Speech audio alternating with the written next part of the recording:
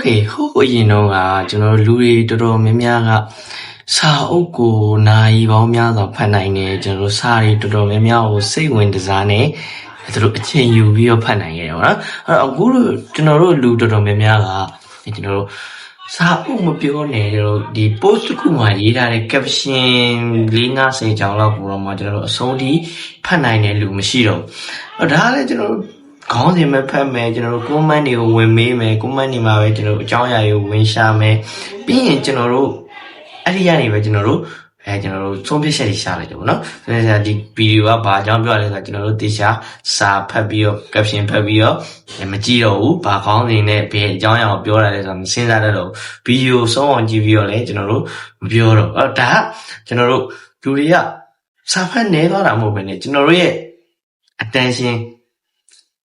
ပေးမှုနောက်ပြီးကျွန်တော်ရဲ့စိတ်ချမှုနောက်ပြီးကျွန်တော်တို့စဉ်းစားနိုင်တဲ့အတွေးတွေကတဖြည်းဖြည်းပျောက်ဆုံးသွားတာဒါကလည်းကျွန်တော်အခုခေတ်မှာလူတော်များများဖြစ်နေကြတဲ့အရာပဲအဲ့တော့လူတွေကကျွန်တော်တို့တိတ်ဆိတ်တဲ့ဒဏ်ကိုမခံနိုင်တော့ဘူးဗျတိတ်ဆိတ်တဲ့ဒဏ်ကိုမခံနိုင်တော့ဆိုတာကျွန်တော်တို့5စက္ကန့်ဒါမှမဟုတ်ရင်10စက္ကန့်10မိနစ်5မိနစ်အဲ့လောက်ကျွန်တော်တို့ဖုန်းမကြည့်ရရင်ကျွန်တော်တခုခုလုံနေတယ်လို့ခံစားရတယ်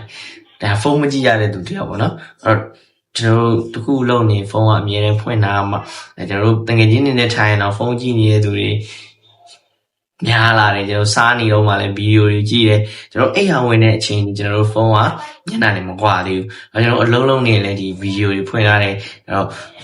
့တော်တော်များများဒီဖုန်းမှာရှိတဲ့ဗီဒီယိုအတူတွေကိုဆွဲလန်းလာတယ်ပေါ့နော်အဲ့တော့ကျွန်တော်တို့ရဲ့အုံနောက်ကအဲ့ဒီဖုန်းထဲကဗီဒီယိုတွေမြင်ရတဲ့အဲ့ဒီ simulation လို့ခေါ်တဲ့အတွေးကဘာတွေကျွန်တော်ရောက်သွားဒီဗီဒီယိုတွေထဲမှာပဲကျွန်တော်တို့ကနစ်မျောလာပြီးတော့ကျွန်တော်တို့အဲ့ဒီဗီဒီယိုတွေကြည့်ခဲ့တယ်ဆိုရင်တော့မှဒီဗီဒီယိုနဲ့ပတ်သက်ပြီးကျွန်တော်တို့တေချာတွေးတဲ့အတွေးအဲ့ဒီအတွေးတွေသူတို့မှမရှိတော့ဘာလို့လဲဆိုတော့အကြောင်းလို့ကျွန်တော်တော်တော်များများဒီဗီဒီယိုအတူတွေကျွန်တော်လည်းတင်တ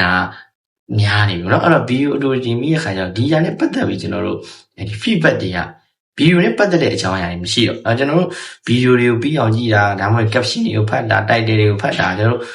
့သတင်းချက်လက်ယူတာမဟုတ်ပဲねဒီຢာတွေကိုကျွန်တော်တို့ဖတ်လိုက်မှဒီဘွားနေရလာမယ်ကျွန်တော်တို့ရဲ့အတွေးတွေကိုကျွန်တော်လေ့ကျင့်နေရလို့ကျွန်တော်ကတော့မြင်တယ်အဲ့တော့ကျွန်တော်တို့ဗီဒီယိုတစ်ပုဒ်မှာဆိုရင်ကျွန်တော်တို့ကျွန်တော်စဉ်းစားရမလို့ပဲねအရာအားလုံးကအစင်တဲ့ပဲကျွန်တော်တို့တချို့ဗီဒီယိုတွေမှာဆိုလို့ရှိရင်ဗီဒီယိုလို့ခေါ်တဲ့စက်နေပါလာတယ်ကျွန်တော်တို့စဉ်းစားနေအောင်မစဉ်းစားရစဉ်းစားရအောင်မလိုအောင်လို့တခါအော်တိုထည့်ပေးပြီးတာပြီးရင်ကျွန်တော်တို့ခံစားချက်တွေပါလာ emotion တွေလည်းဒီဗီဒီယိုမှာအစင်သစ်ပါတယ်ပြီးရင်ကျွန်တော်တို့အဓိပ္ပာယ်တွေပေါ့နော်ကျွန်တော်စဉ်းစားရအောင်မလိုပဲねဗီဒီယိုတော်တော်များများအဓိပ္ပာယ်ပါတဲ့ခါကျကျွန်တော်လူတွေကဒီຢာတွေကိုကျွန်တော်တို့ကအလွယ်ရလာတယ်ဆိုပြီးတော့ကျွန်တော်တို့မစဉ်းစားတော့ပဲねဒီຢာတွေကိုကျွန်တော်တို့ဗီဒီယိုတွေကိုကြည့်ရများဗီဒီယိုအတိုတွေပေါ့နော် short form ဗီဒီယိုကြည့်ရများလာပြီးရင်ကျွန်တော်တနည်းအားဖြင့်စာဖတ်တဲ့အချိန်မှာတော့ကျွန်တော်တို့ရဲ့အုံတော့ကအလုပ်အများကြီးလုပ်ရတယ်ကျွန်တော်တို့ဒီစာကိုကျွန်တော်တို့ဒီ character နေရာမှာဝင်ခံစားရတယ်ကျွန်တော်ပြီးရင်ကျွန်တော်အဲ့ character နေရာနေဒီစာကိုဘာလို့ရေးရလဲဆိုတော့ကျွန်တော်ကဆုံးဖြတ်ရတယ်ဝေဖန်သုံးသပ်ရမနော် analyze လုပ်တယ်လို့ခေါ်တာပေါ့အဲ့တော့ပြီးရင်ကျွန်တော်တို့ကခဏရရတယ်ရှင်းရှင်းကြီး debate ဖတ်သွားလို့မရပါနဲ့ဒီ character ကဘာလို့ဒီလိုမျိုးပြောတာလဲဘာလို့ဒီစကားတွေကိုသူကပြောတာလဲဘာလို့ဒီလောက်တာလဲဆိုတာကျွန်တော်တို့ကခဏရက်ပြီးစဉ်းတယ်အဲ့ဒါကြောင့်ကျွန်တော်တို့စာဖတ်တယ်ဆိုတော့ကျွန်တော်တို့စိတ်ကိုကျွန်တော်ရဲ့အတွေးကိုကျွန်တော်စဉ်းစားနိုင်တဲ့နေကို training လုပ်တယ်လို့ကျွန်တော်တို့ထင်အဲ့တော့အခုခေတ်မှာကျွန်တော်တို့ fast entertainment ပေါ့နော်အဲ့တော့ fast food တွေမဟုတ်ဘူးကျွန်တော်တို့ fast entertainment တွေကိုကြိုက်လာအဲ့ကျွန်တော်တို့10မိနစ်စာဗီဒီယိုတော့ကျွန်တော်တို့ကမကြည့်နိုင်တော့ဘူးအဲ့တော့ကျွန်တော်တို့စက္ကန့်30ဗီဒီယိုတွေကိုကျွန်တော်တို့ကြည့်မယ်ဆွဲမယ်အဲ့လောက်နဲ့ပြီးသွားကြဟောကျွန်တော်တပေးပေးနေကျွန်တော်တို့စီမှာ key focus လို့ခေါ်တဲ့အဲဒီဘယ်လိုပြောမလဲအာယုံစုအထူးအာယုံစုဆိုင်တဲ့ခံစားချက်တွေမရှိတော့ကျွန်တော် attention span တွေက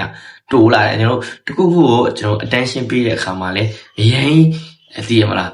းဒီຢာပေါ်မှာကျွန်တော်တို့ရက်ပြီးတော့အကြာကြီးတွေးတောပြီးစဉ်းစားတာမျိုးမရှိတော့ကျွန်တော်တို့ကအဲဒီမြင်လိုက်ရတဲ့အမြင်ပေါ့ကျွန်တော် TikTok မှာဆိုလို့ရှိရင်ဒီ software မှာပါတဲ့အဲဒီ overlay စာကိုပဲကျွန်တော်ကြည့်ပြီးတော့မှကျွန်တော် just လုပ်လိုက်တယ်ဟာဟုတ်ဘူးကတော့ဘယ်လိုဖြစ်တယ်ဟောကြည့်မကောင်း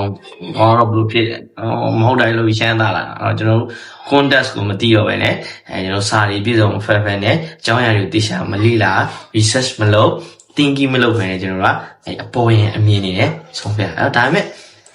့ဒါကကျွန်တော်တို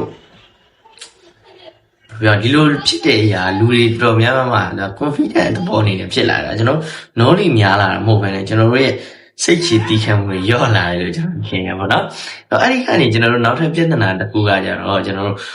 တို့ရဲ့ဖန်တီးနိုင်စွမ်းတွေပျောက်သွားတာဖန်တီးနိုင်စွမ်းတွေပျောက်သွားတယ်ဆိုတာကျွန်တော်တို့တစ်ခုခုကိုကျွန်တော်တို့စဉ်းစားပြီးတော့လုပ်တော့မှဆိုတော့ကျွန်တော်တို့ရဲ့ကိုယ်ပိုင်အတွေ့အကြုံကနေမထွက်လာတော့လည်းကျွန်တော်တို့ social ကနေပြီးတော့တက်ရှာလိုက်တွေ့ကျွန်တော်ဖုန်းနဲ့ပတ်သက်ပြီးမသိဘူးလားကျွန်တော်ကိုယ်တိုင် setting နဲ့သွားပြီးမလေ့လာတော့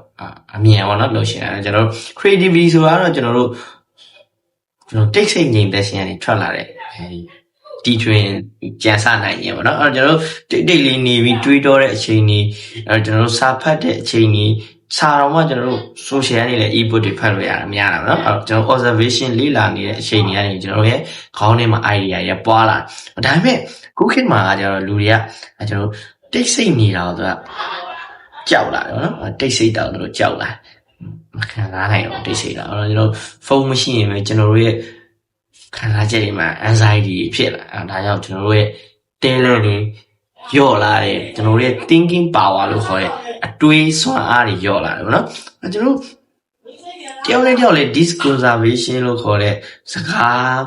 ဖောင်ဖွဲ့တာတွေမရှိတော့ဘူးခဏပဲเนาะမင်းလိုနေတဲ့အဆင်ပြေတာဟုတ်ပြေတယ်ဒီလောက်ပြီးတော့ကျွန်တော်တို့စကားဖောက်ဖွဲ့ရမရှိတော့ကျွန်တော်အရင်တော့တော်တော်များစကားပြောလို့အရေးချေတယ်လို့ပြောပေမဲ့တော်တော်များများအရေးချေတာတော့မကြိုက်ကြပါဘူးဒါပေမဲ့topic တစ်ခုကိုရှင်ပြောတဲ့လူတွေမရှိတော့ဘူးเนาะကျွန်တော် reaction တွေမြန်လာတယ်ကျွန်တော်မြင်လာတဲ့ချက်ချင်းဆုံးဖြတ်လိုက်တယ်ဒီရောက်ကကျွန်တော် thinking လုပ်ပြီးတော့မတွေးတော့ဘူးကျွန်တော်နောက်ပြီးတော့အဲ့ဒီ thinking လုပ်ပဲမတွေးပဲကျွန်တော် session comment မှန်းလိုက်တော့ကျွန်တော် reflection တွေပေါ့ကျွန်တော်ပြန်တုံ့ပြန်တာတုံ့ပြန်မှုတွေမြန်လာတခုကမင်းကမင်းမကောင်းလို့လာပြောရင်တော့မှကျွန်တော်သိချင်တယ်မင်းကငါလောက်လုပ်တက်လို့လားဒါမျိုးပေါ့နော်ကျွန်တော်ရဲ့ attention တွေကိုဘယ်ရာ control လုပ်နေလဲဆိုတာကိုကျွန်တော်သိရအဲ့ဒီ control လုပ်နေတဲ့ကျွန်တော်ရဲ့ attention ကို control လုပ်နေတဲ့အရာပဲကျွန်တော်ရဲ့အနာဂတ်ကို control လုပ်နေတာပေါ့နော်ကျွန်တော်တို့သရှင်းတွေလူတိုင်းနားထောင်နိုင်ဗီဒီယိုတွေတော့လူတိုင်းကြည့်နိုင်ဒါပေမဲ့ကျွန်တော်တို့တိတ်လေးတယောက်တည်းထိုင်တာပဲဖြစ်ဖြစ်ဒါမှမဟုတ်ရှင်လေကိုနားကြီးပါးနေတဲ့နေရာမှာဖြစ်ထိုင်ပြီးတော့ကျွန်တော်တို့စာတွေဖတ်နိုင်တာလေလူစာအုပ်မချင်းတော့ကျွန်တော်တို့ e-book တွေရှိရပါတော့အဲ့တော့ focus ထားနိုင်တဲ့လူတွေစဉ်းစားနိုင်တဲ့လူတွေရှားလာအဲ့တော့ကျွန်တော်အခုခေတ်မှာအရာတစ်ခုကိုတေချာနဲ့စဉ်းစားရင်အဲ့လိုပဲယူနေတယ်ကျွန်တော်ထင်ကြရနော်မှန်ကအဲ့ဒီလူတွေကပဲဒီ deep thinking လုပ်နိုင်တဲ့တွေးခေါ်နိုင်တဲ့လူတွေကတော့ကျွန်တော်တို့နောက်9နှစ်10နှစ်မှာအဲ့ဒီအစားထိုးလို့မရတဲ့သူတွေဖြစ်လာတယ်เนาะအားကြောင့်ကျွန်တော်တို့ဒီနေ့ကိုလောအောင်မဲ့ social 3နေတော့မှာကိုစိတ်ဝင်စားတဲ့အကြောင်းအရာတွေကျွန်တော်တို့က caption တွေကိုများများဖတ်ပေးရမယ်ခေါင်းစဉ်တွေကိုတေချာဖတ်ရမယ်ဒါကဘာဖြစ်လို့လဲဆိုတော့ကျွန်တော်တေချာစဉ်းစားကျွန်တော်တို့စာဖတ်လိုက်တော့မှကျွန်တော်ဖုန်းကိုချထားပြီးတော့ဘာလို့ဒီလိုဖြစ်လာတာလဲကျွန်တော်တေချာစဉ်းစားပြီးတော့တွေးတော့ကျွန်တော်ဒီခုခေတ်မှာ focus လုပ်နိုင်တဲ့လူက